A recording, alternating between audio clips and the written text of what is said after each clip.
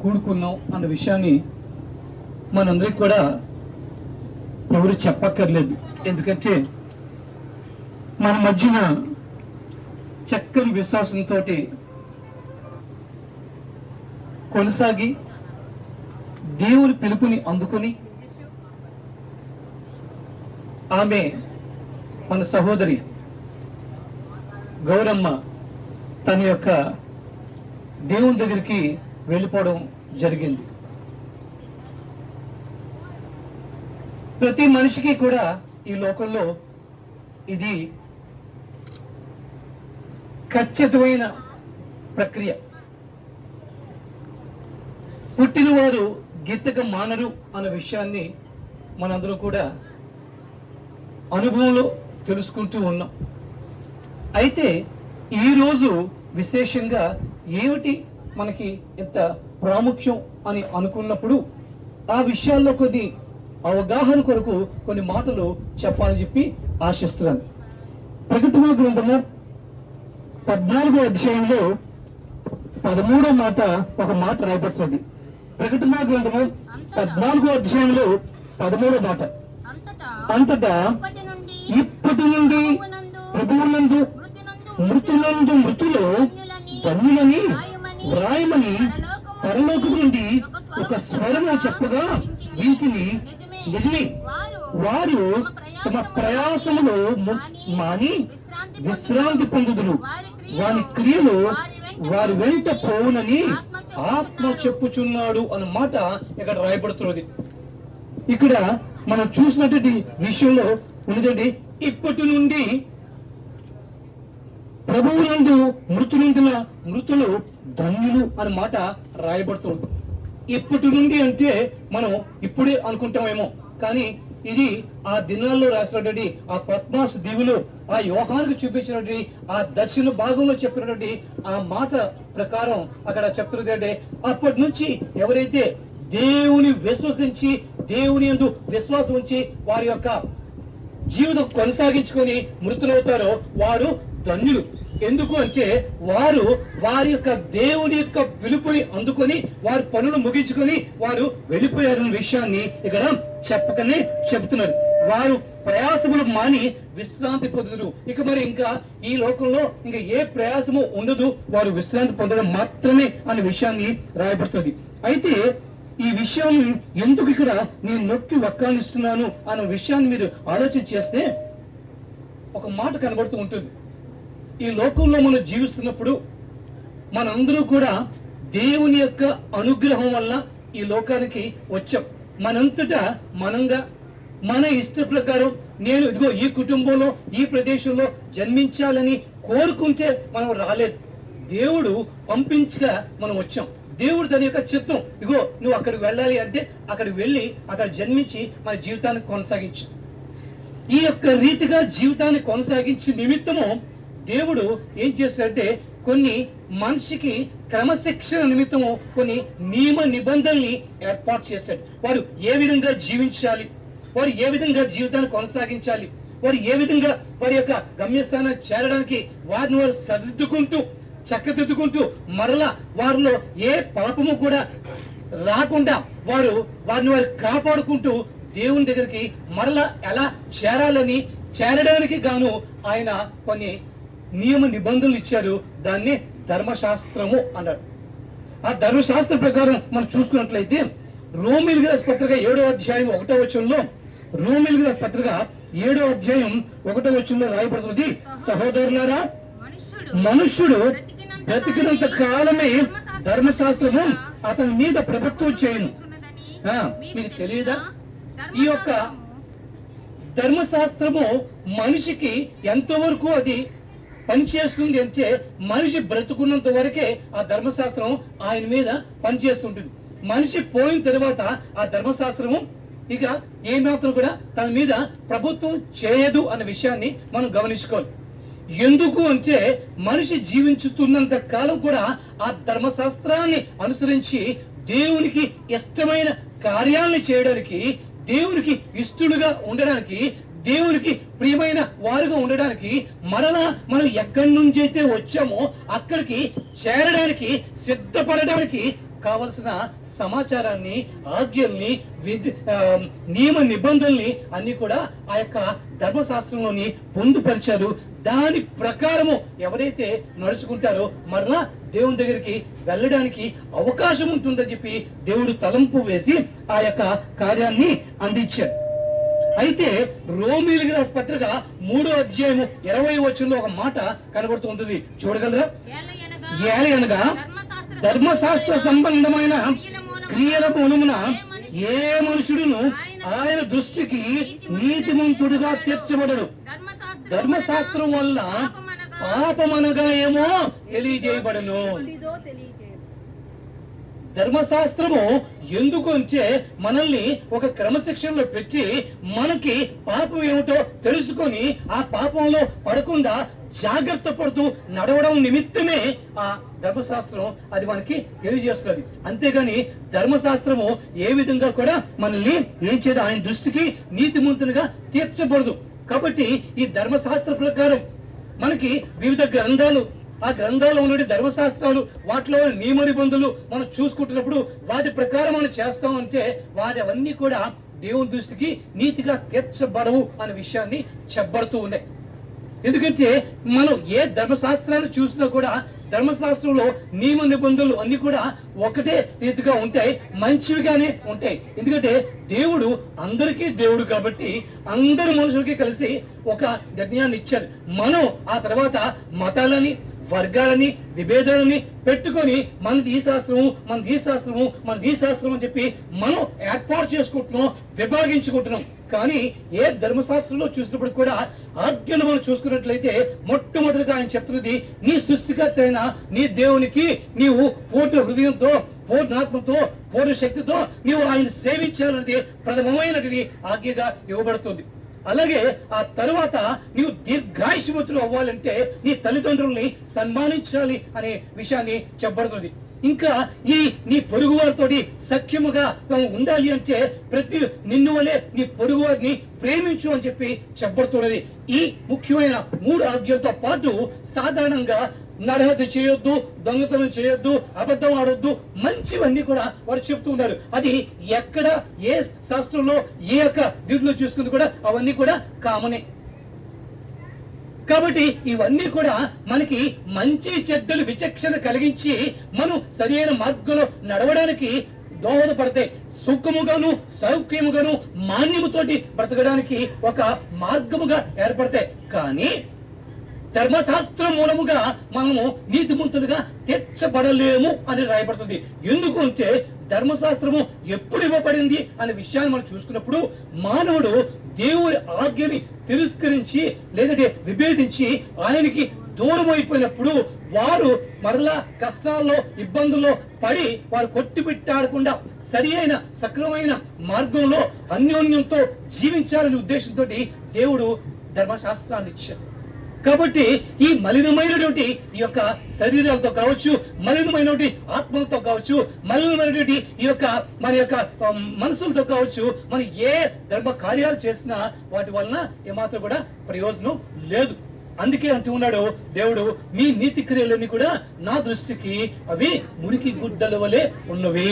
కాబట్టి ధర్మశాస్త్రం వలన మనకి చేసేది ఏంటంటే పాపం ఏమిటో తెలుస్తుంది. ఆ పాపంలో పడిపోకుండా మనల్ని మనం ఏ రీతిగా కాపాడుకోవాలి అనే విషయం అంతవరకే తెలుస్తుంది. కానీ దేవుని దగ్గరికి వెళ్ళడానికి, ఆ యొక్క ఇందులో వెళ్ళడానికి మనకి కష్టం అవుతుంది. అందుకే మత్తయి సువార్త 5వ అధ్యాయంలో 20 నుంచి 44 వచనాలు చదవద్దామా? 20 నుంచి 44 వచనాలు అక్కడ మనం చూస్తే దాని యొక్క సారాంశము ఏం రాయబడుతున్నది అనే విషయాన్ని నేను మీకు చెప్పాలనుకుంటాను. అక్కడ ఆ యొక్క 20 నుంచి 44 వచనాల వరకు ఉన్నటువంటి ఆ సారాంశం ఏమిటంటే, ధర్మశాస్త్రము అనుసరించుట బాహ్య శారీరక క్రియకి సంబంధించింది. ధర్మశాస్త్రం అనుసరించడం అనేది మన యొక్క శారీరక బాహ్య క్రియలకి ప్రక్రియకి సంబంధించింది. కానీ ఆత్మ సంబంధమైన శాస్త్రము ఏం చేస్తుందంటే అటు బాహ్య కార్య ప్రక్రియకు అలాగే ఆత్మ కార్య ప్రక్రియకు ఈ రెండిటికి కూడా ఉపయోగపడుతుంది. కాబట్టి ఆయన ఏమంటున్నాడంటే ఈ యొక్క ఆత్మను గూర్చిన శాస్త్రాన్ని ఆయన మనకు అనుగ్రహించి ఆ ఆత్మ శాస్త్రం అనుసరించి ఎవరైతే నడుస్తారో వారు నిత్య జీవం పొందుకుంటారని చెప్పి ఆ విషయాన్ని ఆయన చెప్పాడు. అంటే ధర్మశాస్త్రం కంటే ఇది ఎలాంటిది? ధర్మశాస్త్రము లేదా అంటే ధర్మశాస్త్రం కంటే మెరుగైనది అని చెప్పబడుతుంది.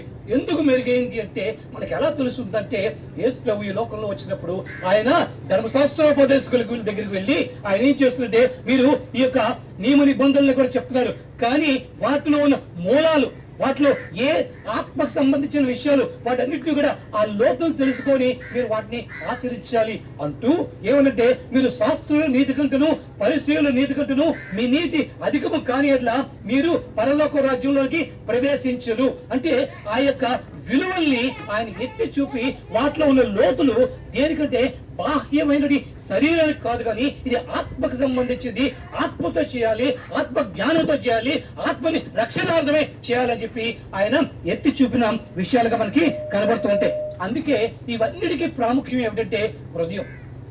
కాబట్టి హృదయ శుద్ధి గల వారు ధన్యులు అని చెప్పి మనకి మత్తయి సువార్త 5వ అధ్యాయం 8వ వాక్యంలో కనబడుతూ ఉంటుంది. ఎందుకంటే ఆ హృదయమే మలినమైపోతే దేవుడికి మరి మనం ఏమాత్రం కూడా అంగీకార యోగ్యం కాము. కాబట్టి ఆ హృదయాన్ని పదిలంగా ఉంచుకోవాలి, ఆ హృదయంలో ఉన్న ఆత్మను పదిలంగా ఉంచుకోవాలన్నది దేవుని యొక్క తాపత్రయం. అందుకే ఆయన ఈ మాటలు రాస్తూ ఉన్నాడు. ఎందుకు ఈ మాటలు ఇంకోలా చూసుకున్నట్లయితే యాకోబు పత్రిక 2వ అధ్యాయము 10వ వచనంలో కూడా ఒక మాట రాయబడుతుంది. యాకోబు పత్రిక 2వ అధ్యాయము 10వ వచనంలో ఎవడైనను ధర్మశాస్త్రం అంతటను గైకొనిన ఒక ఆజ్ఞ విషయంలో తప్పిపోయిన ఆజ్ఞలన్నిటిలో కూడా అపరాధి. అంటే ధర్మశాస్త్రాన్ని ఆచరించేటప్పుడు మనం ఆచరిస్తామని అనుకుంటూ మనం ఆచరిస్తున్నప్పుడు అన్ని ఆచరించి ఏ ఒక్కటి మిస్ అయినా సరే టోటల్ గా ధర్మశాస్త్రం అంతా కూడా ఆచరించలేనట్టే అని ఉన్నది. కాబట్టి ఏ మనుషుడు కూడా ఈ ధర్మశాస్త్రాన్ని పరిపూర్ణంగా ఆచరించి దేవుని దృష్టికి నీతిమంతుడిగా తీర్చబడలేదు అనే విషయాన్ని మనం తెలియజేసుకోవాలి. అప్పుడు ఈ మోక్షానికి మార్గం ఏమిటి? అయితే ఈ యొక్క మోక్షానికి మార్గం ఏమిటి అని మనమే కాదు, మన పూర్వీకులు కావచ్చు, మన యొక్క మహర్షులు కావచ్చు, వీళ్ళందరూ కూడా అన్వేషించారు. అయ్యా అయితే దీనికి మార్గం ఏంటి? ఎలా ఎలా ఎలా దాంట్లోంచే వచ్చింది. వారు అన్వేషించి అన్వేషించి అన్వేషించి వచ్చిన సారమే అసతోమ సర్గమయ, తమసోమ జ్యోతిర్గమయ, మృత్యోర్మ అమృతంగమయ.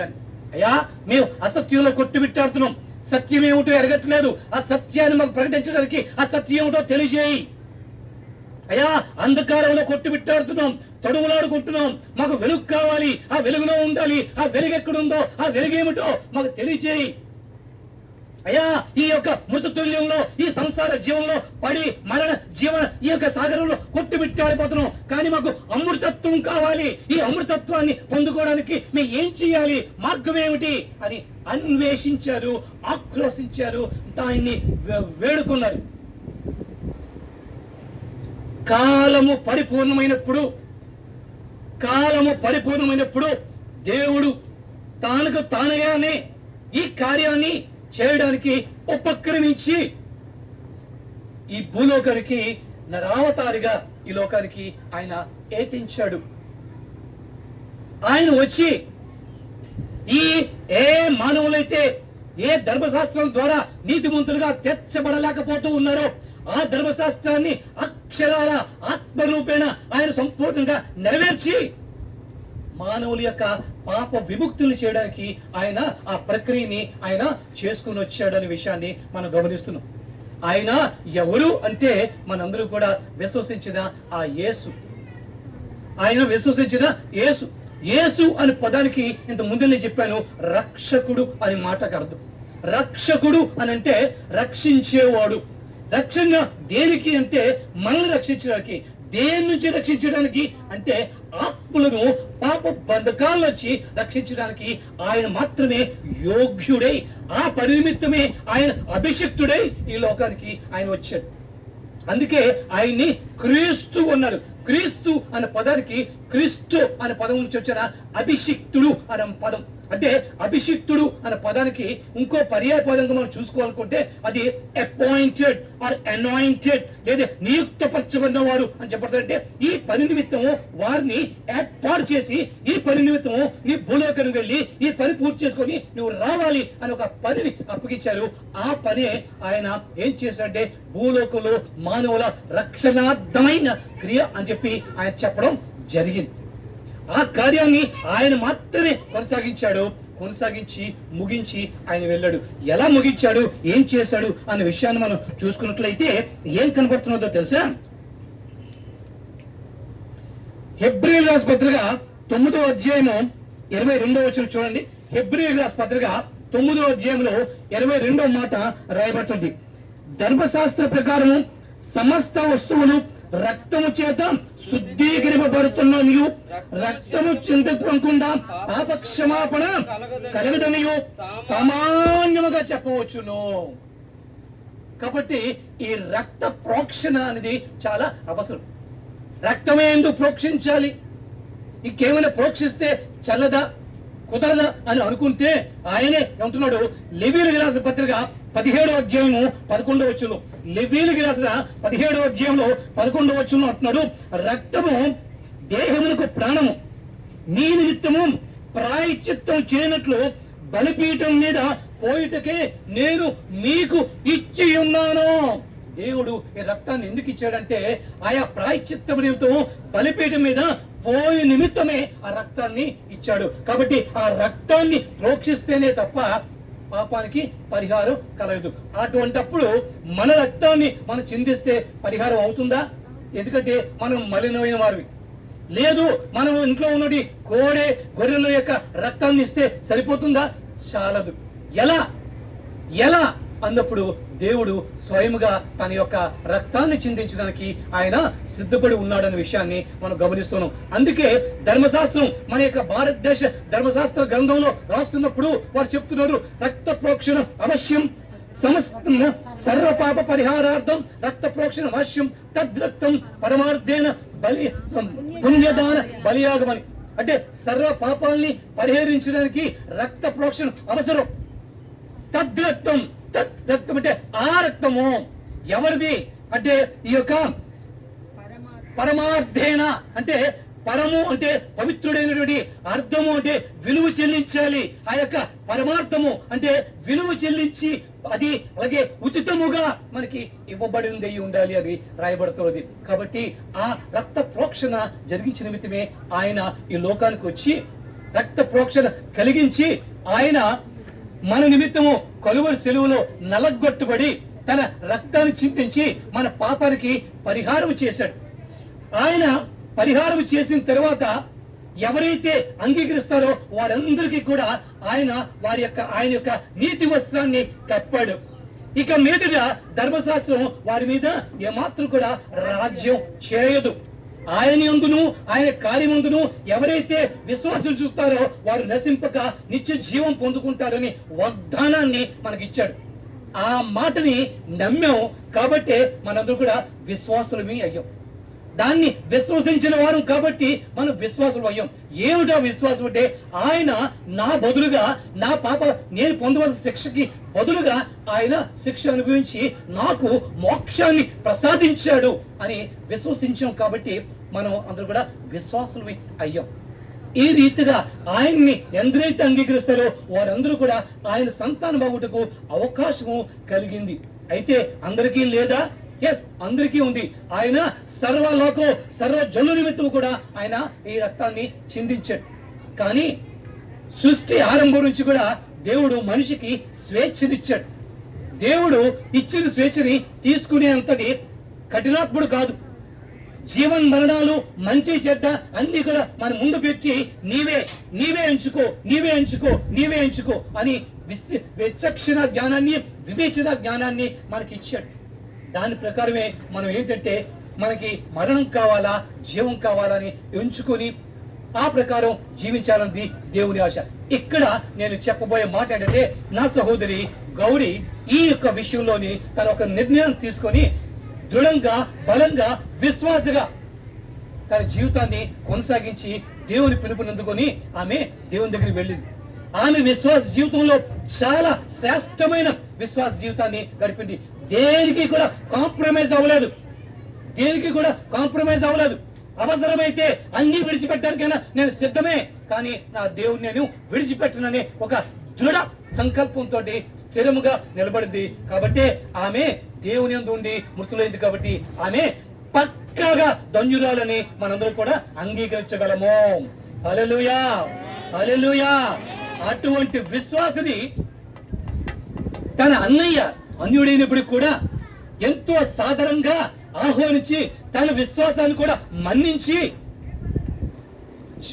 విసుగు చెందగా చిరాకు పడక ఆదరిస్తూ ఎంతో అనుబంధంతో పెంచుకొని వచ్చి తీసుకుని వచ్చిన సన్నివేశాలు మనందరూ కూడా కళ్ళ ముందు చూస్తున్నాం. ఈ దినాల్లో ఇటువంటి స్థితిలో ఉంటే తల్లిదండ్రులే పిల్లలు వదిలేస్తారు.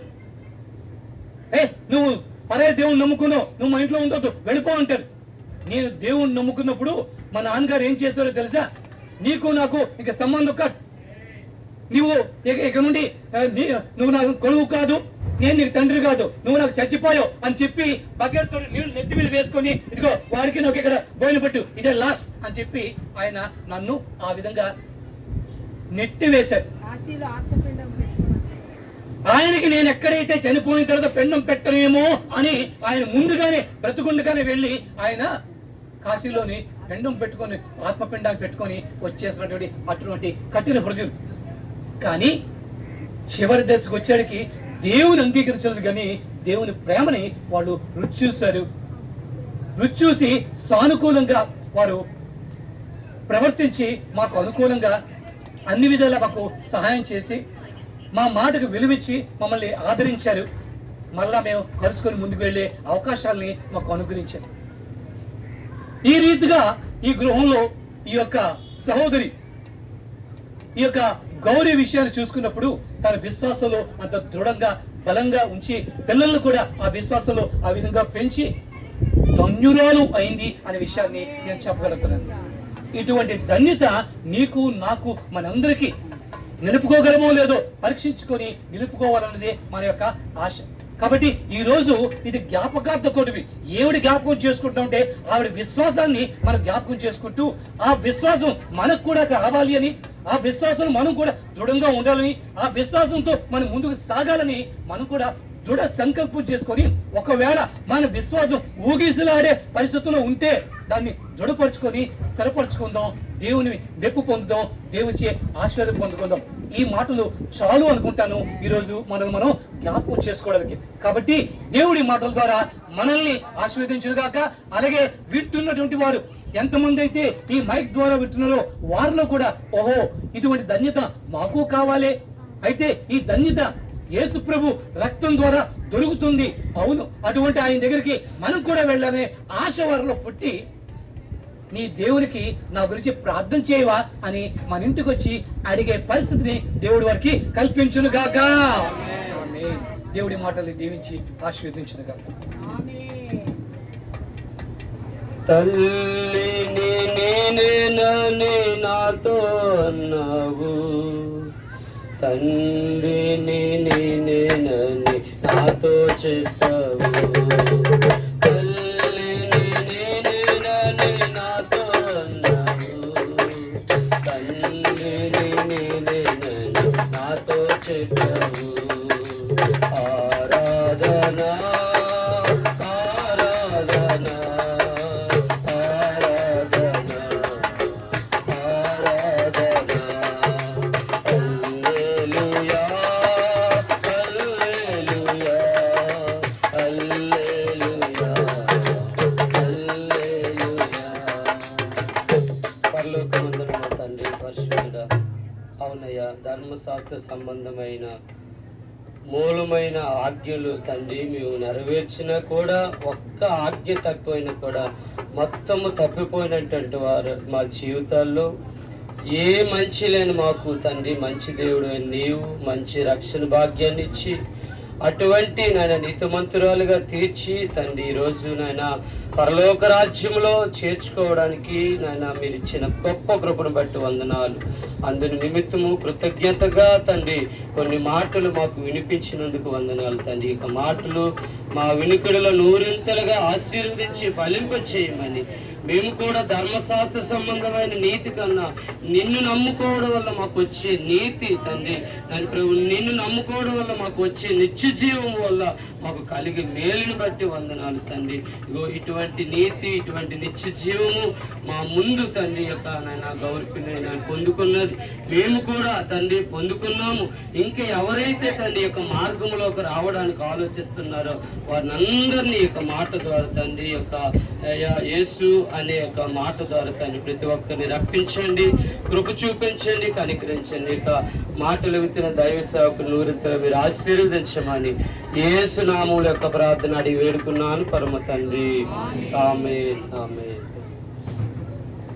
అలాగే గౌర్పిని గురించి తెలిసి ఆ యొక్క కుటుంబంలో ఉంటూ ఆ యొక్క ఇంటిలో కూడా గౌర్పిని వాళ్ళకి చోటు కల్పించి వారితో ఎక్కువగా నేపథ్యం కలిగిన వ్యక్తి మన మధ్య వెంకట సత్యం గారు ఉన్నారు. ఆయన ఆ పిని గురించి, వారి అనుబంధం గురించి 2 మాటలు చెప్తారు.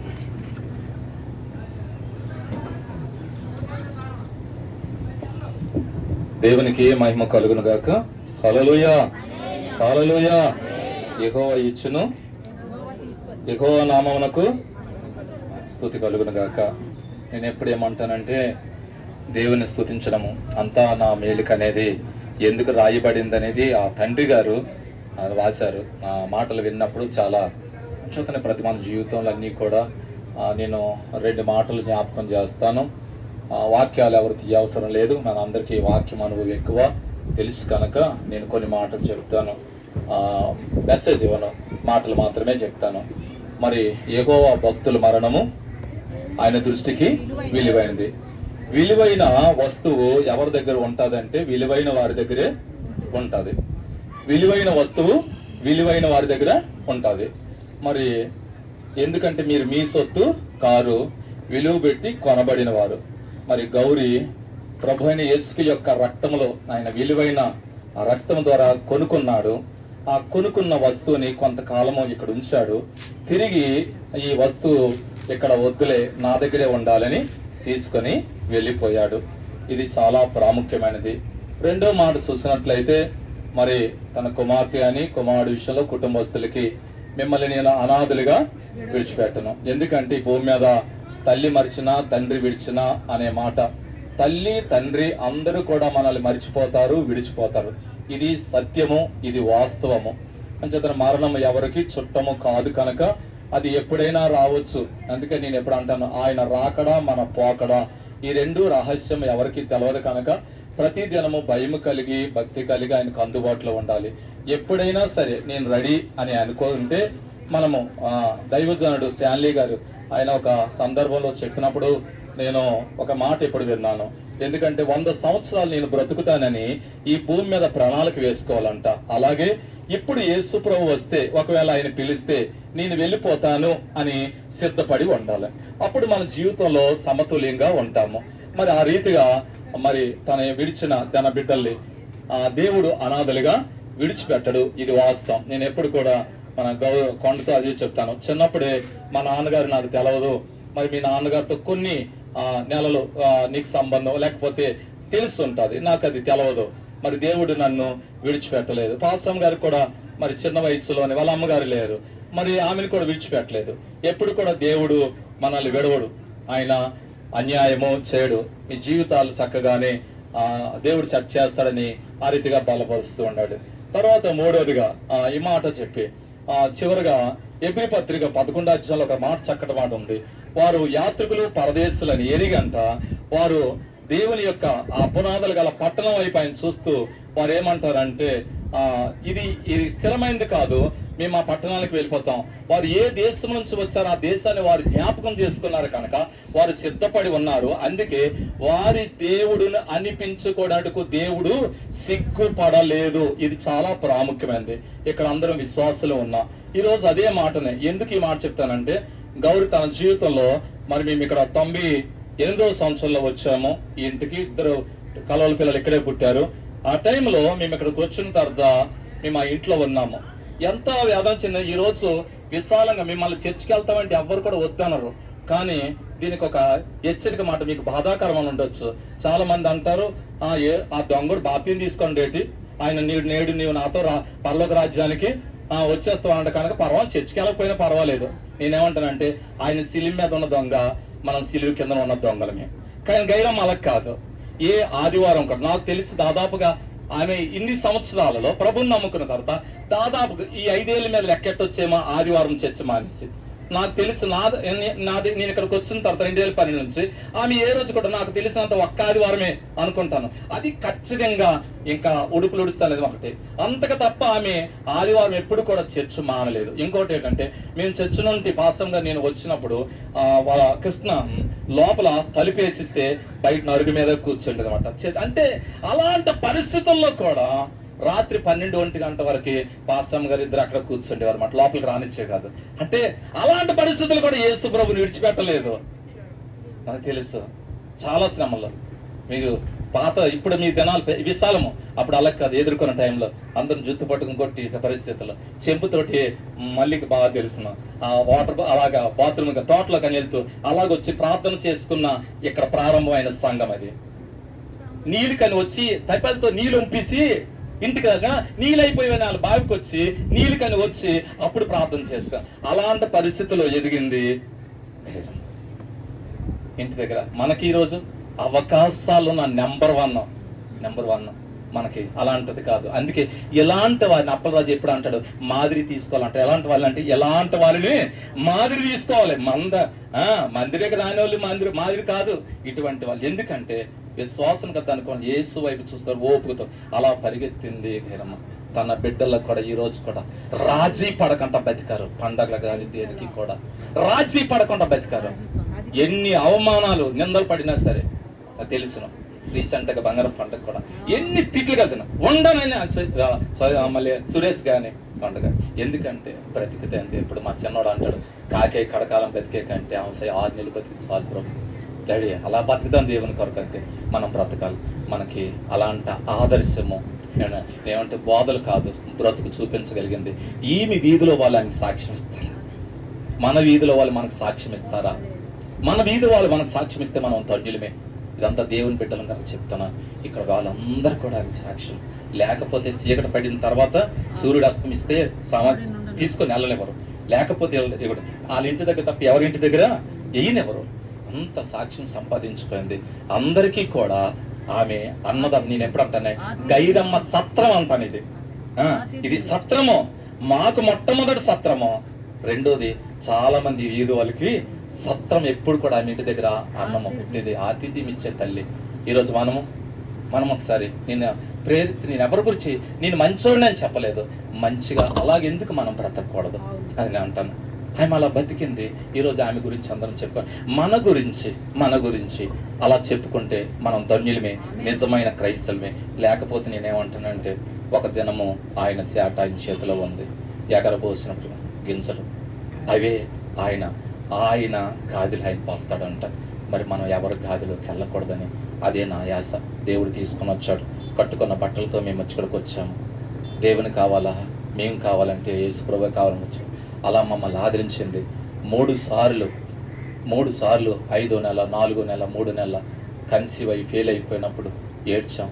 ప్రభా మాకు ఆతిథ్యం ఇచ్చిన కుటుంబము ఈ ఇల్లు విడిచి వెళ్ళిపోయినప్పటికీ ఒక్క బిడ్డ నువ్వు ఇవ్వా ప్రభు అనుకుని ఏడ్చాం. దేవుడు కన్నీరు చూశాడు. ఆ కన్నీటిలో నుంచి వచ్చింది కొండ. అదే నెలలో మేము 98 ఇక్కడ నుంచి మేము వెళ్ళిపోతున్న సమయంలో దేవుడు గర్భఫలాన్ని ఇచ్చాడు. ఈరోజు ఆ బిడ్డను కూడా నా బిడ్డలాగే పెంచాము. దేవుని కొరకు పెంచుతాను. దేవుడికి ఆ రీతిగా ఎప్పుడు కూడా ఆమె స్వతంత్రంగా వదిలిపెట్టగలిగింది. బిడ్డల్ని దేవుని కొరకు పెంచండి. ఎక్కడ ఏ పని అయినప్పటికీ దేవుని కొరకు. ఈరోజు మన బిడ్డల్ని దేవుని కొరకు పెంచగలుగుతున్నాము. ఒకసారి ఆలోచించుదాం. ఏదో కాదు వచ్చేసాము, ఏదో వింటున్నాము. నన్ను చెప్పొచ్చును, మిమ్మల్ని పొగడ్డానికి నేను 4 మాటలు చెప్పి చాలా పొగడ్డానికి, దానివల్ల ఏం ప్రయోజనం లేదు. మన బ్రతుకులు మన గురించి వారి దేవుడిని అనిపించుకోవడానికంటే ఆయన సిగ్గుపడలేదంట. అబ్రహాము, ఇస్సాకు, యాకోబుల దేవుడిని. ఈరోజు గైరమ్మ దేవుడు అవ్వచ్చు, రేపు యాంగుల సత్యం దేవుడు, రేపు మన దేవుడు, మీ దేవుడు. మన గురించి ఆయన సాక్ష్యం చెప్పాలి. మన చుట్టుపక్కల ఉన్న వాళ్ళు సాక్ష్యం చెప్పగలిగితే దేవునికి మహిమ. దేవుడమ్మ మిమ్మల్ని అనాథులుగా విడిచిపెట్టడు. ఆయన సదాకాలం మీకు తోడుగా ఉన్నాడు. తల్లి మర్చిన, తండ్రి విడిచిన, ఇద్దరు విడిచి వెళ్ళిపోయారు. నేను ఎప్పుడు అనుకున్నా మా అన్నలు ఉన్నారు ఈ ఊర్లో అనుకున్నాను, మా అన్నలో అనుకున్నాను. వాళ్ళు విడిచి వెళ్ళిపోయారు, ఎవరూ లేరు. కానీ ఒకటే ధైర్యం, ప్రభు మాతో ఉన్నాడు. అదే ధైర్యంతో బతుకుతాను.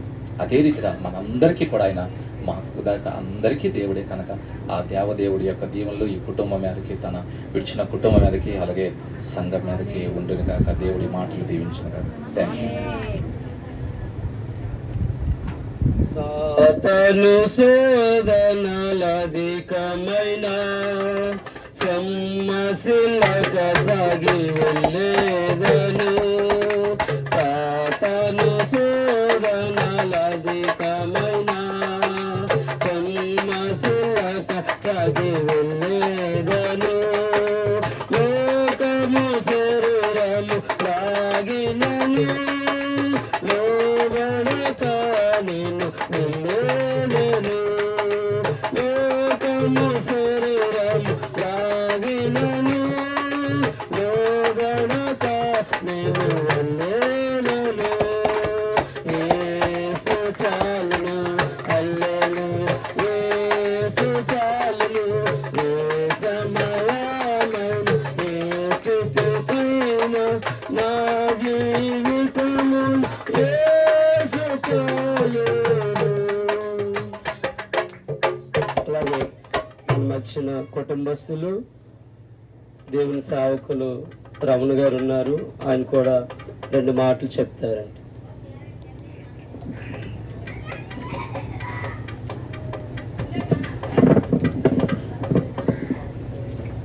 దేవుని అతి పరిశుద్ధ నామానికి స్తుతి కలుగును గాక. ఈరోజు స్వర్గస్థురాలైనటువంటి ప్రభునందు నిద్రించినటువంటి పాసుల గౌరీ మా వదిన గారిని, వారి కుటుంబాన్ని ఆదరించడం కొరకు, వారిని ఓదార్చడానికి విచ్చేసినటువంటి మీ అందరికీ కూడా ప్రత్యేకంగా వందనాలు చెల్లిస్తూ ఉన్నాను. గత 3 రోజుల క్రితం మన మధ్యలో ఉన్నటువంటి ఆమె ప్రభు యొక్క పిలుపు చేత పిలుపుని అందుకొని ఆయన దగ్గరికి వెళ్ళడానికి దేవుడు తనకిచ్చినటువంటి కృప చొప్పున ఆమె అక్కడికి వెళ్ళింది. అయితే ఆమె విడిచి వెళ్ళినటువంటి కుమారుడు సురేషు, అలాగే కుమార్తె దీవెన, అలాగే వాళ్ళ ఆమె అన్న శ్రీరామూర్తి గారు, అలాగే వారి రక్త సంబంధులు, బంధువులు, సంఘస్థులు, ఆమె స్నేహితులు, ఇరుగు పొరుగు వారు, మీ అందరికీ కూడా దేవుడు తన కృప చేత ఆమె లేనటువంటి లోటు, లేదంటే ఆమె విడిచి వెళ్ళినటువంటి జ్ఞాపకాల నుండి మీకు కావలసినటువంటి ఆదరణ కలుగు చేసి మిమ్మల్ని ఓదార్చాలని కోరుకుంటూ ఉన్నాను. ప్రియులారా, సాధారణంగా వయసు అయిపోయి వృద్ధాప్యంలో చనిపోతే మనకంత బాధ ఉండదు. కానీ మధ్య వయస్కురాలుగా మరణించినప్పుడు చాలా దుఃఖం ఉంటుంది. మరి కొడుకుగా, అలాగే కూతురుగా వారిలో కూడా చాలా వేదన ఉంటుంది. ఇలాంటి అంటే వారి యొక్క ఆలన పాలన, వారి వివాహాలు, వారి యొక్క భవిష్యత్తును చూడవలసినటువంటి వయసులో ఆమె విడిచి వెళ్ళడం ఒక రకంగా చాలా వారికి దుఃఖాన్ని కలుగు చేస్తుంది. అయితే దేవుడు నమ్మకస్తుడు. ఆమె లేనటువంటి లోటు, లేదంటే ఆమె మీకు చేయవలసినటువంటి ఆ బాధ్యతలను దేవుడు మీకు అన్ని విధాలుగా ఘనంగా జరిగిస్తాడని, ఘనమైన స్థితిలో మిమ్మల్ని ఆయన బలపరుస్తూ ముందుకు నడిపిస్తాడని మేము నమ్ముతూ ఉన్నాం. అదేవిధంగా మీ కొరకు ప్రత్యేకంగా ప్రార్థన చేస్తూ ఉన్నాం. దేవుడు తప్పకుండా మిమ్మల్ని ఓదార్చి బలపరచును గాక. మరణం అనేది మన జీవితంలో అది ఎవరూ కూడా తప్పించుకోలేనటువంటి ఒక కార్యం. తల్లి గర్భం నుండి తిరిగి భూమి గర్భంలోనికి చేరినంత వరకు, లేదంటే మన యొక్క మ్యానుఫ్యాక్చరింగ్ డేటు, తర్వాత ఎక్స్పైరీ డేట్ అని ప్రతి వస్తువుకి, లోకంలో ఉన్నటువంటి ప్రతి దానికి కూడా పుట్టుక ఉంది, మరణం ఉంది. ఒకరోజు ఏదైనా ముగిపోవలసిందే. అయితే సదాకాలము జీవించేటువంటి జీవితము చెప్పాలంటే మరణం తరువాతనే అసలైనటువంటి జీవితం అంటాం. చాలాసార్లు ఏంటంటే మనం తల్లి గర్భంలో పిండమట ఏర్పడిన వెంటనే ఆ పిండం అనుకుంటుందట, ఓహో నేను మంచి స్థలంలో ఉన్నాను, నాకు అన్ని విధాల ఆహారం అందుతూ ఉంది, ఇక్కడే నేను హ్యాపీగా గడుపుతానని అనుకుంటుందట. కానీ ఆ పిండం ఎదిగి 9 నెలలు అయిన తర్వాత ఆ పిండం ఏమవుతుంది, ఒక మానవుడిగా రూపాంతరం చెంది భూమి మీదకి వస్తుంది. భూమి మీదకి వచ్చిన వెంటనే చాలా కొత్తగా ఉంటుంది. వెంటనే పుట్టిన వెంటనే పిల్లలు ఏం చేస్తారంటే ఏడుస్తారు కదా, ఏడవాలి, ఏడుస్తారు.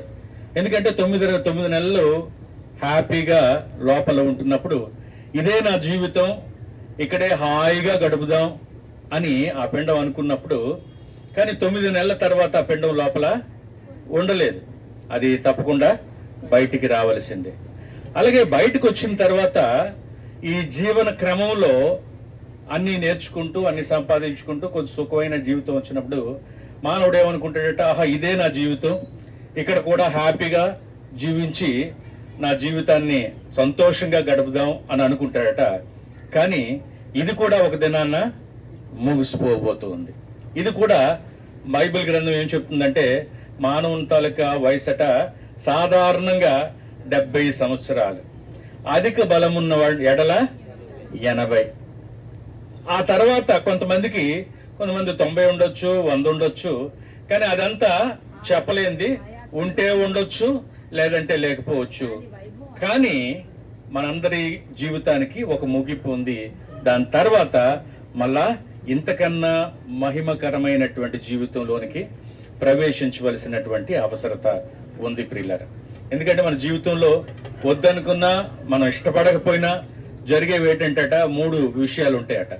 ఒకటి ఏంటంటే మన వయసు, అది ఆపుదామన్నా కూడా ఆగదు, అది పెరుగుతూనే ఉంటది.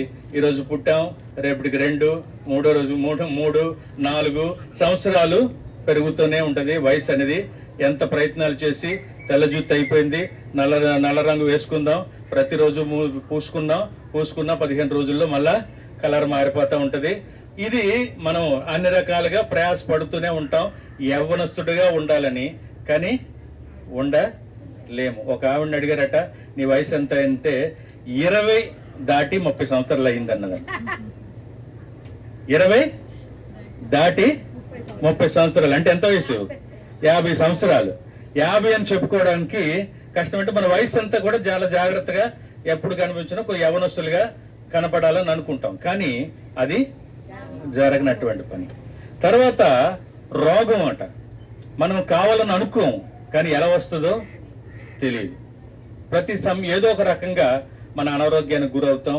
కొన్నిసారి అనారోగ్యం నుండి బయటపడతాం, కొన్నిసారి ఆ అనారోగ్యమే మన ప్రాణాంతకంగా మారుతూ ఉంటుంది. వద్దనుకున్నా కూడా మన రోగాన్న బారిన పడతాం. ఎందుకంటే ఈ మట్టి నుండి తీసినటువంటి శరీరం మన్నే కనుక దీనికి ఎప్పుడు కూడా ఏదో ఒక రకమైనటువంటి సమస్య శరీరానికి వస్తూనే ఉంటుంది. ఇది శాశ్వతమైనది కాదు. తర్వాత 3వది మరణం అనేది మన ప్రతి మానవుడు కూడా, ఈ లోకంలో జన్మించిన ప్రతి ఒక్కరూ కూడా మరణించవలసిందే. మీరు అనుకోవచ్చు, ఏమండి మీరు ప్రభువుని నమ్ముకున్నారు కదండి, ప్రభువుని నమ్ముకున్న వాడికి వయసు పెరుగుతుంది, ప్రభువుని నమ్ముకున్నాడికి రోగం వస్తుంది, ప్రభువుని నమ్ముకున్నవాడు చనిపోతాడు, ప్రభువుని నమ్ముకున్నవాడు చనిపోతాడు. ఈ లోకంలో ఏ మతస్థుడైనా, ఈ లోకంలో పుట్టినటువంటి ఏ మానవుడైనా, ఏ జంతువైనా, ప్రాణం ఉన్నటువంటిది ప్రతిదీ కూడా ఒకరోజు మరణించవలసిందే. అది క్రైస్తవుడిగా ఏమండి వాళ్ళకి ప్రభువుని నమ్ముకున్నారు కదండి, వాళ్ళకి ఎందుకండి కష్టం వచ్చింది, ప్రభువుని నమ్ముకున్నారు. చాలాసార్లు మనకి ఒక్కోసారి మనం ఆ చుట్టుపక్కల అనుకున్నటువంటి మాటలు మనకు చాలా బాధ అనిపిస్తాయి. ముఖ్యంగా మీరు దీవెన లేదంటే సురేష్ లేదంటే రక్త సంబంధులుగా ఉంటున్నటువంటి వారు మీరు ఏమాత్రం నిరుత్సాహపడిపోరు. ఎందుకు మా దేవుడు ఇలా చేశాడు, ఎందుకు మా జీవితంలో మా అమ్మని ఈ వయసు ముగింపు ముందే ఎందుకు నా జీవితంలో ఎందుకు ఇలా జరిగింది అని చుట్టుపక్కల ఏమాత్రం నిరుత్సాహపడాల్సిన పని లేదు ప్రియులారా. ఈ లోకంలో ఉన్నటువంటి ప్రతి ఒక్కరికి సంభవించేదే, ఏ మతస్థుడైనా ఎవరికైనా జరిగేది. ఈ శరీరం అనేది తిరిగి మన్నై పోవలసిందే. అయితే దీంట్లో ఉన్నటువంటి ఆత్మ, దేవుడు అనుగ్రహించినటువంటి ఆత్మ ఏదైతే మానవుడికి ఉండి మిగతా ఏ సృష్టిలో దేనికి లేనటువంటి దేవుని ద్వారా మనం పొందినటువంటి ఆ ఆత్మ ఉన్నది కదా, ఆ ఆత్మ నిత్యము నిలిచేటటువంటి ఆ ఆత్మ ఎక్కడికి వెళ్తుందో అది చాలా ప్రాముఖ్యం. ఆ ఆత్మ అన్యుడికి అంటే యేసు ప్రభుని అంగీకరించినటువంటి క్రైస్తవుడు కానివటువంటి వారికి ఉంది, అలాగే యేసు ప్రభుని అంగీకరించినటువంటి వారికి ఉంది. అయితే యేసు ప్రభు వారట ఆ మరణాన్ని దాటి జీవములోనికి ప్రవేశించడానికి ఆ మరణపు ముళ్ళును విరిచి మనకి జీవాన్ని అనుగ్రహించాడు. ఆ సత్యాన్ని గౌరీ వదిన తెలుసుకున్న తర్వాత ఎప్పుడైతే దేవుడు తన జీవితంలో కార్యం చేశాడో ఆ కార్యముని కడ వరకు కూడా దాంట్లో నిలిచింది, మరణముతో పోరాడింది, మరణాన్ని గెలిచింది సజీవురాలుగా. అంటే ఆమె శారీరకంగా మరణించినా కూడా ఆమె ఆత్మ సదాకాలము ఆయన దగ్గర ఉండటం కొరకు ఆమె యొక్క జీవితం అంతట్లో కూడా అలుపెరుగక ఆయన కొరకు జీవించింది. దాన్ని బట్టి దేవునికి మేమందరం కూడా ధన్యవాదాలు, కృతజ్ఞత చెల్లిస్తూ ఉన్నాం. ఈ కూడిక జ్ఞాపకార్థ కూడికే మాత్రమే కాదు, కానీ ఇది కృతజ్ఞతా కూడిక. దేవుడు తన జీవితంలో చేసినటువంటి మేలు, రక్షణ అనేటువంటి ఒక భాగ్యాన్ని ఆవిడకి ఇచ్చాడు. దాన్ని బట్టి మేము మిగతా వారిలాగా మనం దుఃఖపడడం కాదు, కానీ ఆమె మరణమును గెలిచినటువంటి యేసుని నమ్మి జీవములోనికి ప్రవేశించింది. ఈ సత్య సువార్త ఈ గ్రామంలోనికి వచ్చినప్పుడు మా పాసల కుటుంబంలో మొట్టమొదటిగా నేను ప్రభువుని నమ్ముకోవడానికి దేవుడు సహాయం చేశాడు. ఆ తర్వాత మా తమ్ముడు నగేష్, ఆ తర్వాత గౌరవదిన, ఇలాగ కొంతమంది నమ్ముకోవడానికి దేవుడు సహాయం చేశాడు. మేము మా నమ్ముకున్న దగ్గర నుంచి అనేకమైనటువంటి ఆటంకాలు వచ్చాయి. మరి ముఖ్యంగా తన జీవితంలో కూడా చాలా ఆటంకాలు వచ్చాయి. కానీ ఆటంకాలన్నింటినీ కూడా ఆమె జయించింది. జయించడం మాత్రమే కాకుండా చివరికి మరణమును కూడా జయించి ఆ విశ్వాసమును కాపాడుకొని ఆయన దగ్గరికి ఆమె వెళ్ళడానికి దేవుడు సహాయం చేశాడు ప్రియులారా. అయితే ఈ సమయంలో ఓదార్పు కొరకు, ఈ కుటుంబాన్ని ఓదార్చడం కొరకు బైబిల్ గ్రంథంలో అపోస్తలుడైనటువంటి పౌలు చెప్పినటువంటి ఒక మాటను నేను జ్ఞాపకం చేసుకొని ఆ కుటుంబాన్ని ఆదరించాలని నేను కోరుకుంటూ ఉన్నాను. దయించి నాతో పాటు నేను చదువుతాను, జాగ్రత్తగా వినండి. 1వ తెస్సలోనీయులకు రాసినటువంటి పత్రిక 4వ అధ్యాయము 13 నుంచి 18 వరకు ఆ మాటలను జ్ఞాపకం చేసుకుందాం ప్రియులారా. అపోస్తలుడైన పౌలు ఈ విధంగా రాస్తున్నాడు: సహోదరులారా, నిరీక్షణ లేని ఇతరుల వలె మీరు దుఃఖపడకుండు నిమిత్తము, ఈ మాటలు రాస్తున్నా అంటున్నాడు. సహోదరులారా, ఇతరుల వలె, నిరీక్షణ లేని ఇతరుల వలె మీరు దుఃఖపడకుండా ఉండు నిమిత్తము. సురేషు, దీవెన, లేదంటే ఇక్కడ ఉన్నటువంటి ప్రభువుని అంగీకరించినటువంటి వారు, లేదంటే వారి రక్త సంబంధులు, మీరు దుఃఖపడవలసినటువంటి అవసరత లేదు. మీరు దుఃఖపడకుండా ఇతరుల వలె, ఇతరులు అంటే ఎవరు? యేసు ప్రభువుని రక్షకుడుగా అంగీకరించినటువంటి వారు, అంగీకరించినటువంటి వారి వలె మీరు దుఃఖపడవలసినటువంటి అవసరం లేదు. దీవెన, దుఃఖపడవలసినటువంటి అవసరం లేదమ్మా. సురేష్, దుఃఖపడవలసినటువంటి అవసరం లేదు ఇతరుల వలె. ఎందుకంటే మీరు, మీ అమ్మ ప్రభువుని నమ్ముకుంది, మీరు ప్రభువుని నమ్ముకున్నారు కనుక ఇతరుల వల్లే ఇతరులు దుఃఖపడతారు. వాళ్ళతో ఆ జీవితం అప్పటితో అయిపోయింది, చచ్చిపోయాడు అంతే, వాళ్ళ జీవితం ఆ దినం అయిపోయింది. కానీ మన జీవితం అయిపోలేదు. మీ అమ్మ జీవితం అయిపోలేదు. అక్కడ ఆ కింద రాస్తూ అంటున్నాడు, నిద్రించుచున్న వారిని గూర్చి మీకు తెలియకుండాట మాకు ఇష్టము లేదు. ఏమిటి? మనందరము చనిపోయింది అంటే పౌలు ఏమంటున్నాడంటే నిద్రిస్తూ ఉంది. మీ అమ్మ నిద్రిస్తూ ఉంది, నిద్రిస్తూ ఉంది. ప్రభువులో ఆమె నిద్రించింది, ఆమె నిద్రిస్తూ ఉంది. నిద్రించిన వాడు ఒకరోజు ఏం చేస్తారండి? లేస్తారు కదా. పడుకునేవారు ఎవరైనా ఒకరోజు లేస్తారు. ఒకటంటే చాలా సార్లు ఏమంటారంటే, ఒక గొంగళి పురుగు ఉంది. గొంగళి పురుగు ఏం చేస్తుందంటే, అవి ఆకులు అన్ని తిన్న తర్వాత అదేం చేస్తుంది, ఒక పట్టు కట్టుకుంటది. ఆ పట్టు కట్టుకున్న తర్వాత ఆ గొంగళి పురుగు ఏం చేస్తుందంటే దాంట్లోనికి వెళ్ళిపోతుంది, దాని చుట్టూరు ఆ గూడు కట్టుకుంటది.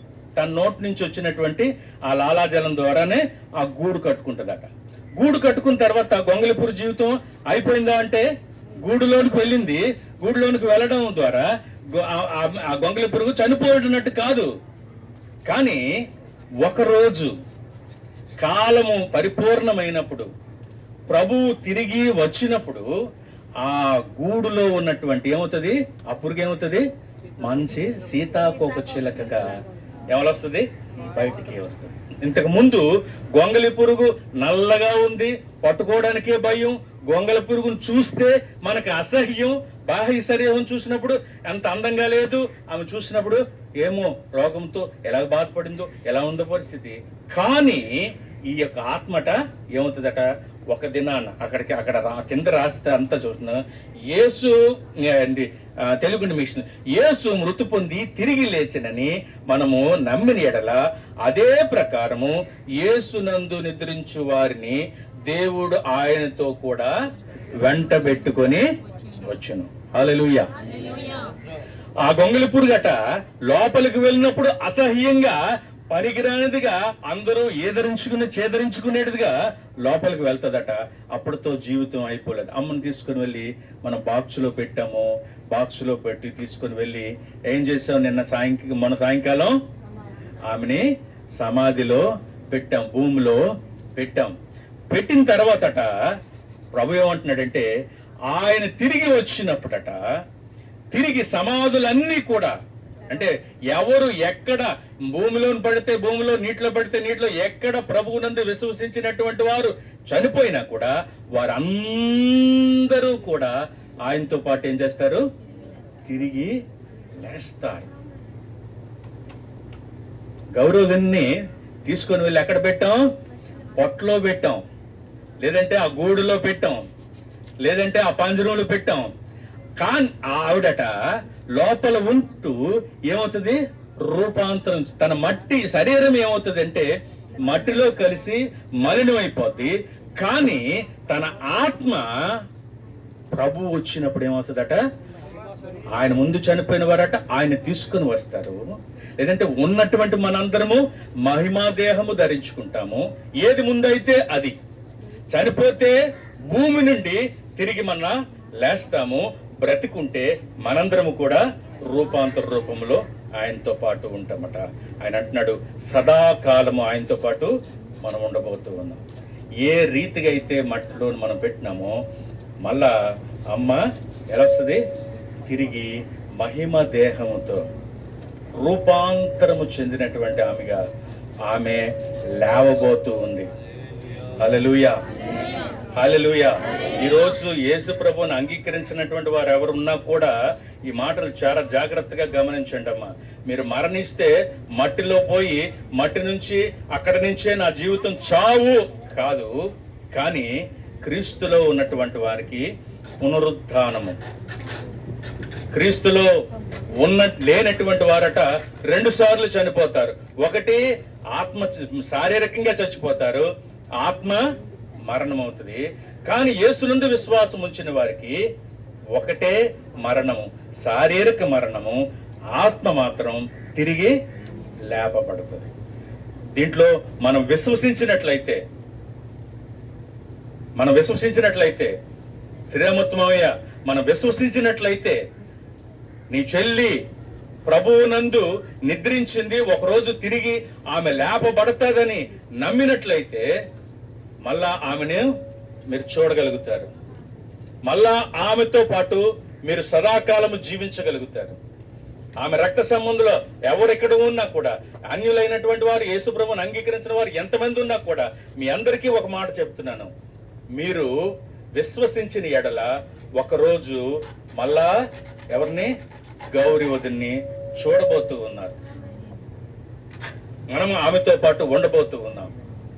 మీరు విశ్వసించినట్లయితే మీకు మళ్ళా గౌరి వదిన కలవడం కానీ, మీరు ఆమెను కలవడం కానీ, ఆమె మిమ్మల్ని కలవడం కానీ జరగదు.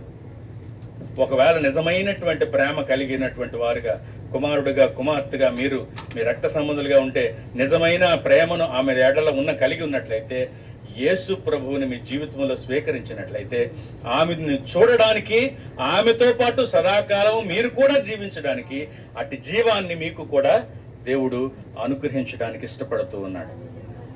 హల్లెలూయా. మనందరము కూడా సదాకాలము జీవించడానికి యేసే మార్గము, యేసే సత్యము, యేసే జీవము. ఇది తప్ప వేరే దారి లేదు.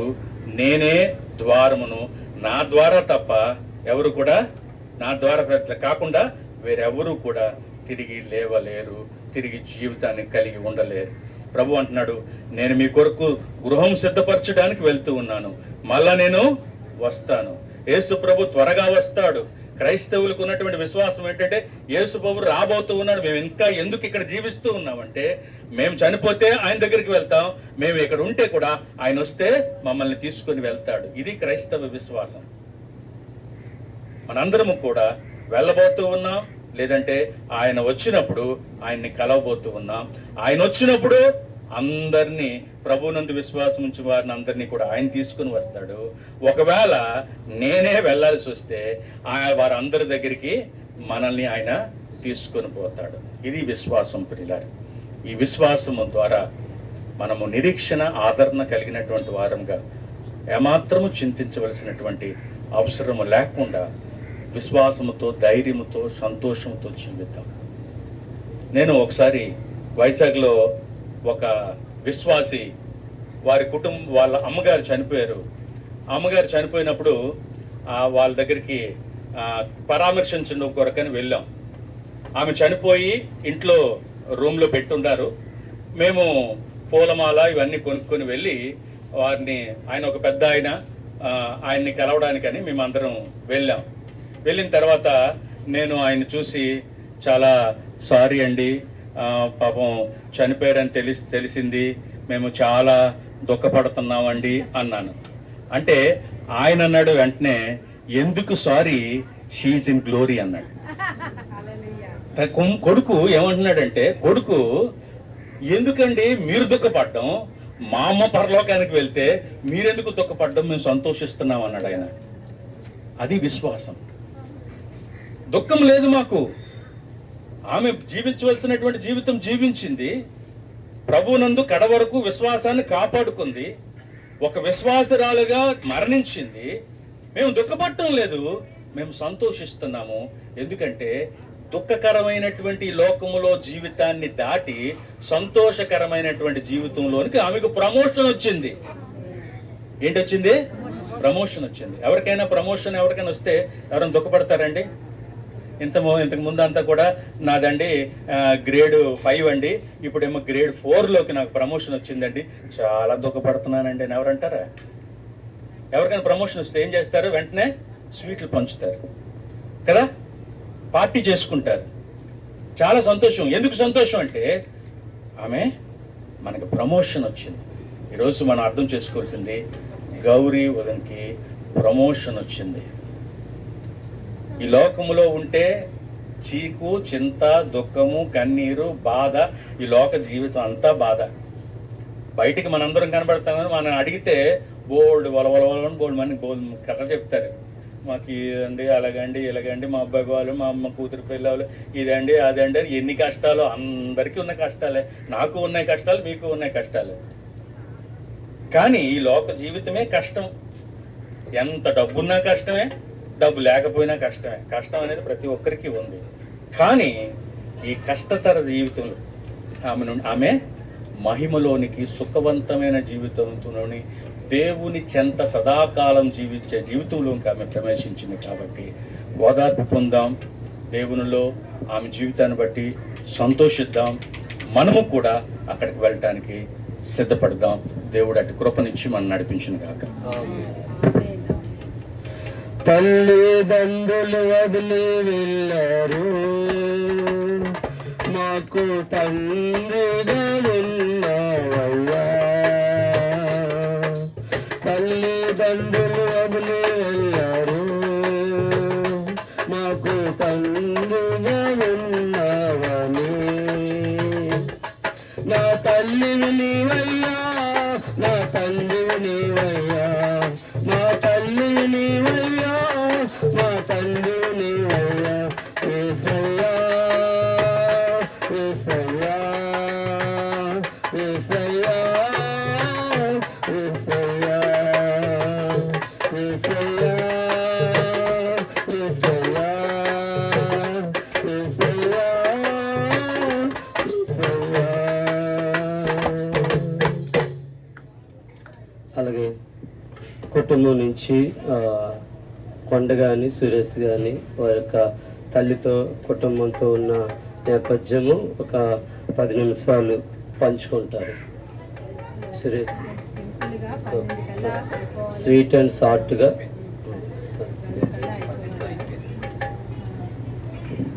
5 minutes.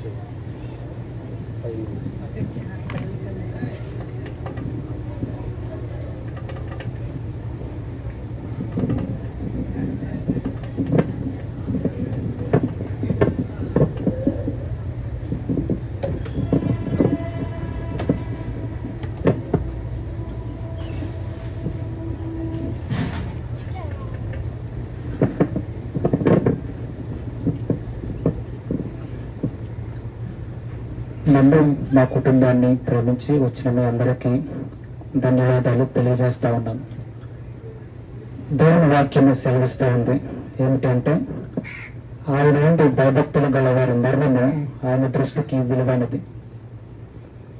నేను ప్రశ్నించుకున్నాను, ఈ మరణానికి విలువ దేవుడు ఎలా ఆపాదించాడు అని ప్రశ్నించుకున్నప్పుడు ఒక సహోదరుడు వచ్చి చెప్పాడు, ఆ రోజు ఉదయం 3 లేదా 4 గంటల సమయంలో ఉరుములు మెరుపులు వచ్చాయి అని చెప్పాడు. సాధారణంగా దేవుడు వెలుడిచ్చినప్పుడు ప్రకృతి స్పందిస్తుంది. యేసుక్రీస్తు మరణించినప్పుడు ప్రకృతి స్పందించింది. అదేవిధంగా దేవుని కొరకు బహుబలంగా సేవలో వాడబడిన వారు మరణించినప్పుడు దేవుడు స్పందించాడు, ప్రకృతి స్పందించింది. ఆయన తెలియజేశాడు ఈ మరణము విలువైనదని చెప్పి. ఇంకో మాట నేను విన్నాను ఏంటంటే, అమ్మ మరణించినప్పుడు చాలా మంది వచ్చారు అనే మాట నేను విన్నాను. సమాధి అనేది ఆ వ్యక్తి యొక్క గొప్పతనం తెలియజేస్తుంది. విలువ లేని వాళ్ళు చనిపోయినప్పుడు ఎక్కువ మంది రారు. ఆమె చనిపోయినప్పుడు చాలా మంది వచ్చారు అనే మాట నాకు సహోదరులు చెప్పారు. ఇంకో విషయం ఏంటంటే, ఆమె మరణం గురించి మనకు తెలిసినప్పుడు దూర ప్రాంతాల్లో నేను కావచ్చు, మా అన్న కావచ్చు, ఎంసీ కావచ్చు, మా అన్న కుటుంబం మేమందరము కూడా హెలికాప్టర్లో ఏరోప్లేన్లో మేమందరము కూడా దూర ప్రాంతంలో ఆమెను చూడడానికి రాగలగలం. దేవుడు ఆమె మరణానికి ఒక విలువనిచ్చాడు అనే విషయాన్ని చెప్పడానికి నేను ఎంత మాత్రమో సందేహించను. 3 విషయాలు ఈ సమయంలో మీతో పంచుకోవాలని ఆశపడతా ఉన్నాను. 1, ఆయన సందేశము. 2, ఆమె వ్యక్తిత్వము. 3, మనందరి ఆదరణ లేదా మనందరి సంతోషము. ఏమిటి ఆయన సందేశము? ఏమిటి ఆయన సందేశము అని చూసుకున్నట్లయితే, ఆయన ఎవరు? పౌలు. ఏమిటి ఆయన ఇచ్చిన సందేశము?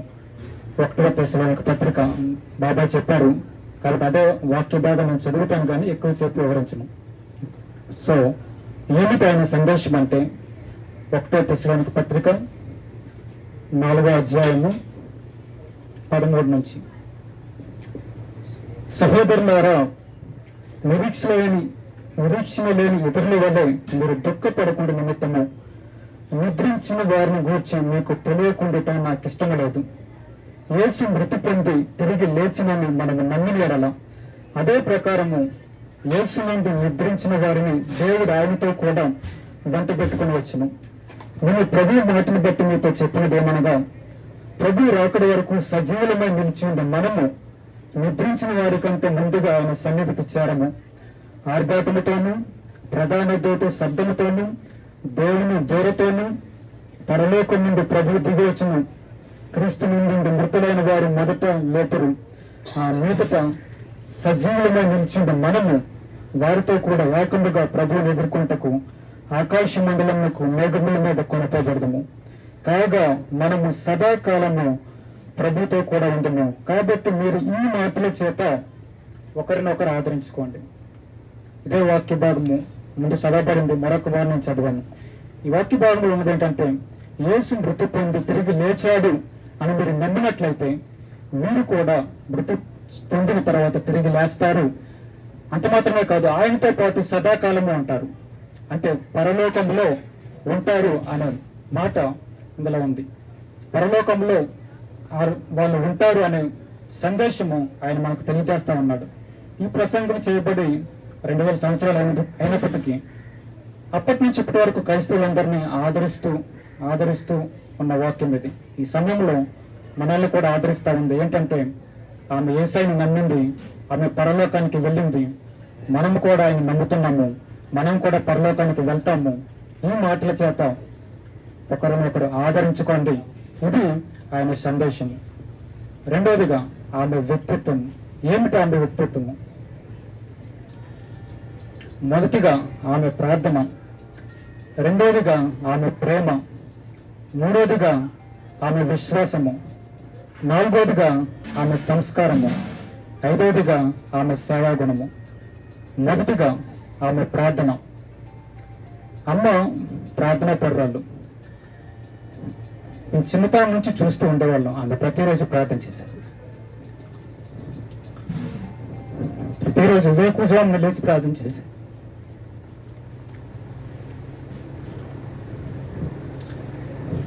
రాత్రి పడుకునే ముందు ప్రార్థన చేశారు. సాధారణంగా మనం మన గురించి ప్రార్థన చేసుకోవడం, లేదా మన కుటుంబం గురించి ప్రార్థన చేసుకోవడం అది సహజం. కానీ ఆమె ప్రతి ఒక్కరి గురించి ప్రార్థన చేసేది. పేరున ప్రార్థన చేసేది. బంధువుల గురించి, ఇరుగు పొరుగు గురించి, అందరి గురించి పేరున ప్రార్థన చేసేది. చుట్టూ ఉన్న వారి గురించి వారి పేర్లు పెట్టి, దేవమ్మ గారిని రక్షించండి, నార్తలమ్మ గారిని రక్షించండి, ఈ బొంకురు వాళ్ళని రక్షించండి, పద్మాక్క వాళ్ళని రక్షించండి, మా బంధువులు శిరాన్ని రక్షించండి, వారి కుటుంబాన్ని రక్షించండి, శివాన్ని రక్షించండి, శివబాబుని రక్షించండి, రాజారావు బాబుని రక్షించండి, ఇలా అందరి గురించి, ఆ పులస్వామి గారిని రక్షించండి, ఇలా ప్రతి ఒక్కరి గురించి బంధువులు శ్రీని గారిని రక్షించండి, ఇలా బంధువులు అందరూ పేరు పెట్టి ఆమె ప్రార్థన చేసేది. అది నేను చిన్నతనం చూస్తూ ఉండేవాళ్ళం. ఆమె ఒక ప్రార్థనా పర్రాలు. అంత మాత్రమే కాదు, ఒకరు సాధారణంగా ఇంకో విషయం మీతో చెప్పాలి. ఏంటంటే, చిన్నతనంలో నేను గుంపుగా అందరితో ఉండేవాడిని, కాలేజ్ టైంలో అందరితో ఉండేవాడిని. కానీ యవ్వన కాలంలో ఒంటరిగా ఎక్కువగా గడపాల్సిన పరిస్థితులు వచ్చాయి. అటువంటి సమయంలో నేను నిరుత్సాహంతో, నిరాశతో కన్నీళ్లు కారుస్తూ ఉన్నప్పుడు, అలా నిరాశతో పడుకున్నప్పుడు కలలో స్పష్టంగా దేవుని నాతో మాట్లాడాడు. ఏంటంటే, ఆ పడుకోవడానికి ముందు నేను ఒక మాట ప్రశ్నించుకున్నాను. ఏంటంటే, ప్రభువా, నా క్షేమాన్ని కోరుకునే వాళ్ళు ఒకరైనా ఉన్నాడా అని ప్రశ్నించుకొని ఏడుస్తూ పడుకున్నప్పుడు కొంతమంది స్త్రీలు ఆ దర్శనంలో కనిపించారు. అందులో మా అమ్మ స్వరము గట్టిగా వినబడింది. నాకు ఆమె ప్రార్థన చేస్తుంది నా కోసం.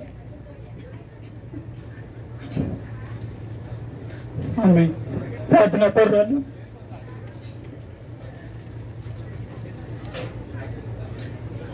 ఆమె ప్రేమ.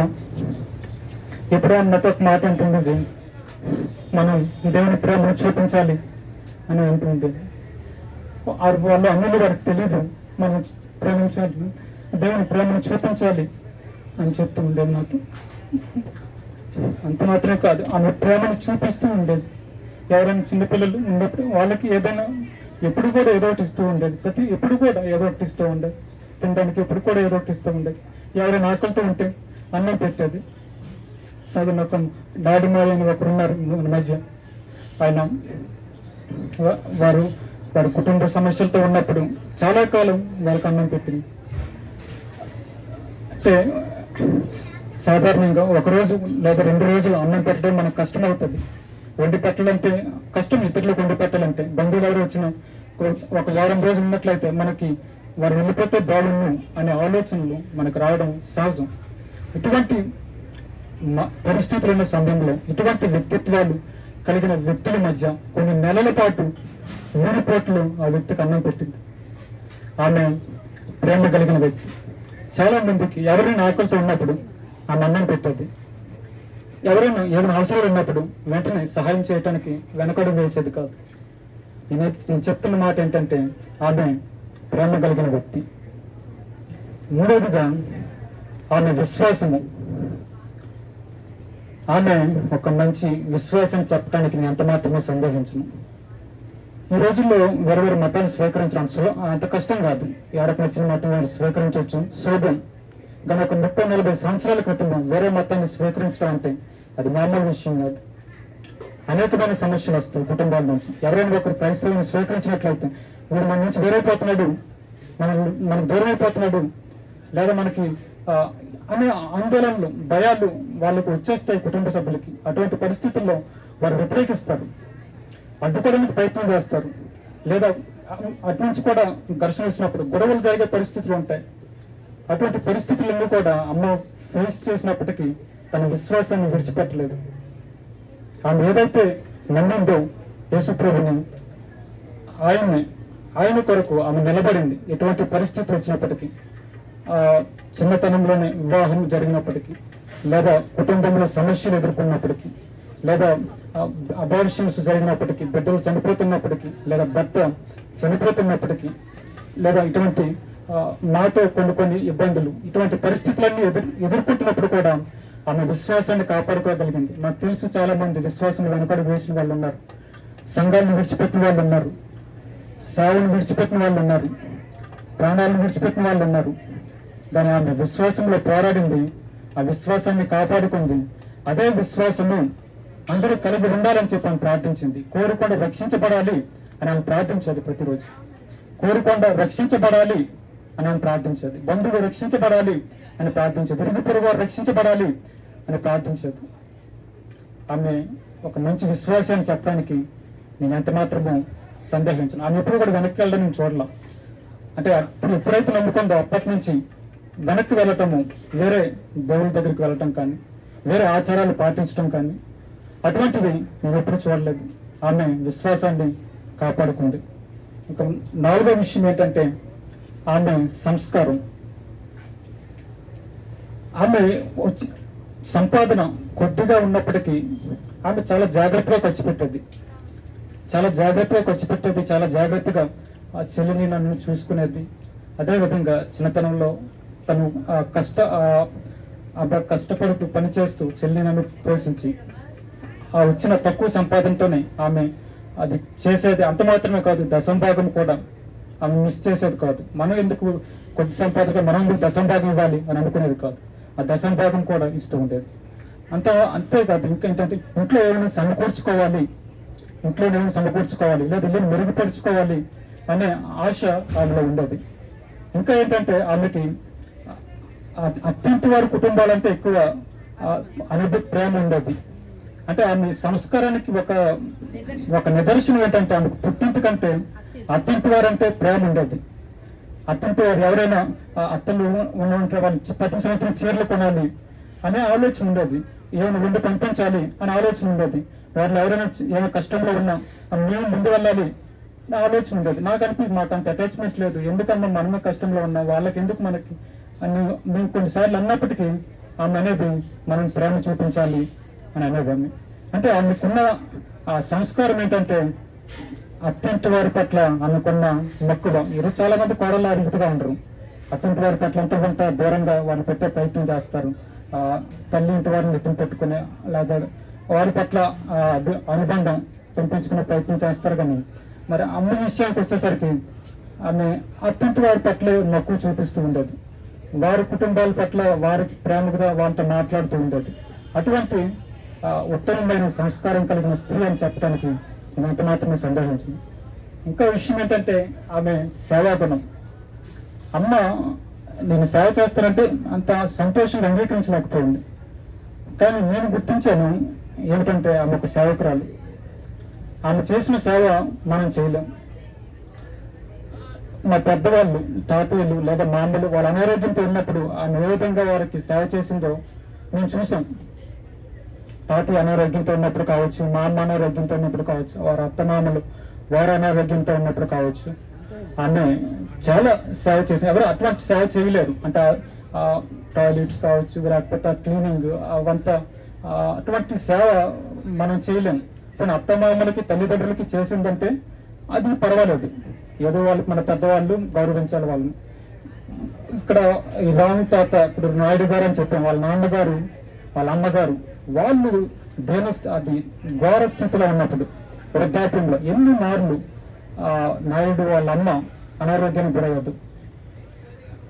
ఒక తల్లి అయినా బిడ్డలకు అలా చేయలేదు, అదేవిధంగా బిడ్డలు తల్లిదండ్రులకు అట్లా చేయరు.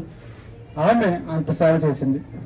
ఎన్ని మార్లు వారి చివరి దినాల్లో ఎన్ని సార్లు వారు అంత దారుణమైన దగ్గరికి కూడా ఎవరు వెళ్ళని పరిస్థితి, ఎవరు దగ్గరికి కూడా వెళ్ళరు అటువంటి పరిస్థితుల్లో ఉన్నవారి దగ్గరికి. అటువంటి వారికి ఆమె సేవ చేసింది. నేను చూశాను ఏంటంటే ఆమె ఒక సేవకురాలు. అంత మాత్రమే కాదు, నేను కష్ట సమయంలో ప్రార్థించాను, ప్రభువా నీ సేవకురాలు కుమారుడు నన్ను కరుణించు అని ప్రార్థన చేసేవాడు. ఈ సమయంలో నేను ప్రకటిస్తున్నాను ఏంటంటే దేవుడు ఆమెను మమ్మల్ని పెంచడానికి ఆమె ఏర్పరచుకున్నాడు. ఆమె ఒక రాజమాత అని ప్రకటిస్తాడు. గౌరమ్మ ఒక రాజమాత అని ప్రకటిస్తా ఉన్నాను. ఇంకా మూడో విషయం ఏమిటంటే మనందరి సంతోషం. ఒక ఆయన ఓడలో ప్రయాణం చేస్తా ఉన్నాడు. ఆయనకి 2 కుమార్తెలు.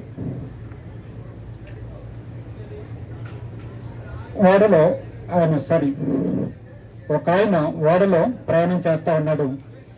ఓడ మధ్యలో వెళ్ళేసరికి సమాచారం అందింది ఏంటంటే ఈ ఓడ మునిగిపోతా ఉంది.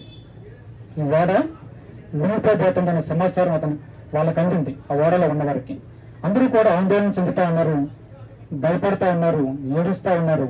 కానీ ఆమె మాత్రమే సంతోషంగా ఉంది.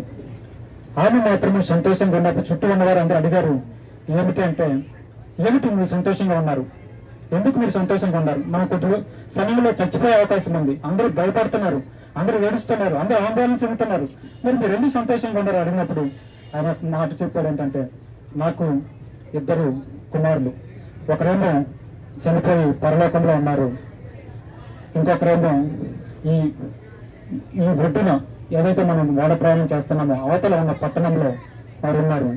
ఒకవేళ ఓడ క్షేమంగా అవతలకు చేరినట్లయితే ఆ చిన్న కుమారు దగ్గరికి వెళ్తాను, సంతోషంగా గడుపుతాను. ఒకవేళ ఓడ మునిగిపోయి నేను చచ్చిపోయినట్లయితే నేను నా పెద్ద కుమారు దగ్గరికి వెళ్తాను, పరలోకంలో మహా సంతోషంతో నేను ఉంటాను అని ఆమె చెప్పగలిగింది. ఈరోజు అమ్మ సంతోషం నుంచి మహా సంతోషంలోకి ఆమె వెళ్ళడం మాత్రమే కాదు, ఆమె చెప్తా ఉంది ఏంటంటే, నేను మిమ్మల్ని మరలా చూచెదను, నేను మిమ్మల్ని మరలా చూచెదను. ఆమె మనల్ని మరలా చూడడానికి భూమి మీదకి రాదు, కానీ మనము ఆమెను మరలా చూడడానికి పరలోకానికి వెళ్ళొచ్చు. యేసుక్రీస్తుని నమ్ముకోవడం ద్వారా, యేసుక్రీస్తుని నమ్ముకోవడం ద్వారా మరలా ఆమెను చూడొచ్చు పరలోకానికి వెళ్ళి.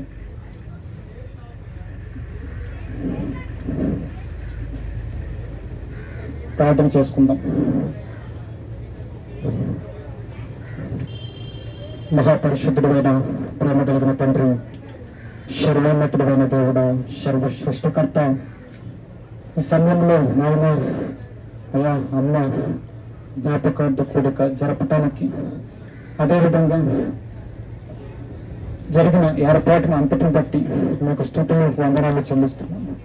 అయ్యా నన్ను, మా చెల్లిని, అదేవిధంగా బంధుమిత్రులను, సంఘ సభ్యులను మీరు ఆదరించండి, మమ్మల్ని బలపరచండి.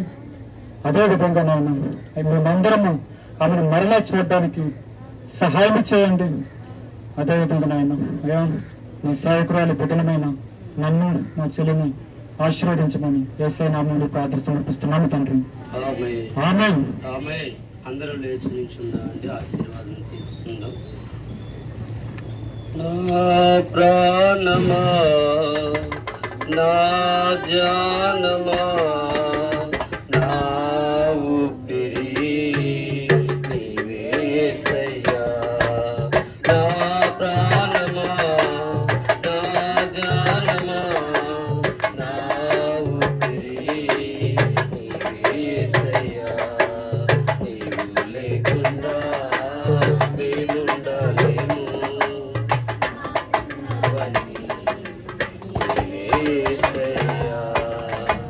పరలోక ప్రార్థన అందరం చెప్పిన తర్వాత ఆశీర్వాదం పాస్టర్ గారు ఇస్తారు. పరలోకమందున మా తండ్రి, నీ నామము పరిశుద్ధపరచబడును గాక, నీ రాజ్యము వచ్చును గాక, నీ చిత్తము పరలోకమందు నెరవేరినట్లు భూమి యందును నెరవేరును గాక. మాకు కావలసిన ఆహారం నేడు మాకు దయచేయం. మా రుణస్థులను మేము క్షమించిన ప్రకారం మా రుణములు క్షమించము. మమ్మల్ని శోధనలోకి తేక దుష్టు నుండి తప్పించము.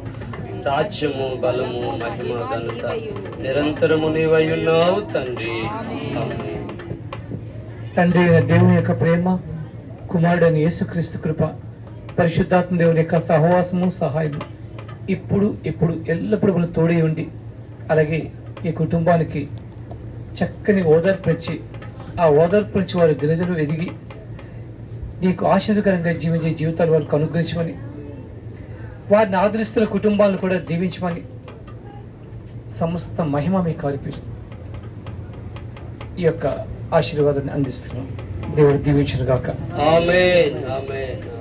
అందరికీ వందనాలండి. ఇంతవరకు దేవుడి యొక్క సన్నిధిలో గడిపిన మీ అందరికి వందనాలు. వచ్చిన వాళ్ళందరికీ ఆ యొక్క శారీరకంగా కూడా ఆహారం సిద్ధపరిచారు.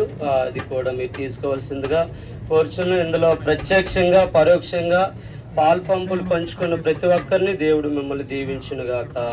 ఆమేన్.